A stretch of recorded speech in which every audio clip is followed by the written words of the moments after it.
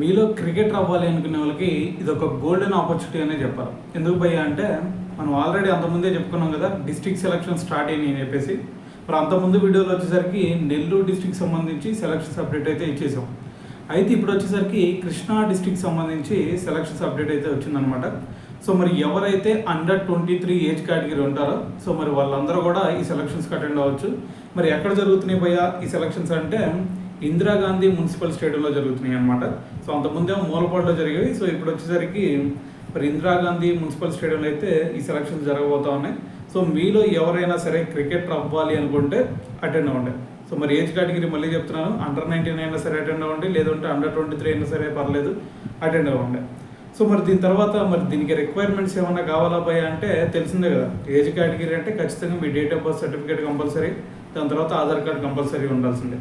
దాని తర్వాత మరి వైట్ అండ్ వైట్ యూనిఫామ్ ఉండాలి, దాంతోపాటు షూ లేకపోతే లోపలికి కూడా ఎంట్రీ ఉండదు, గుర్తుపెట్టుకోండి. సో మరి దాని తర్వాత వచ్చేసరికి మరి దీనికి సంబంధించి కిట్ బ్యాగ్ ఏమైనా తీసుకెళ్ళాలా భయ అంటే మీరు బ్యాట్స్మెన్ అయితే కంపల్సరీ మీ కిట్ బ్యాగ్ మీకు ఉండాల్సిందే. దాని తర్వాత బౌలర్ అయితే జస్ట్ బాల్ ఒకటి తీసుకుంటూ వెళ్తే సరిపోయింది అనమాట.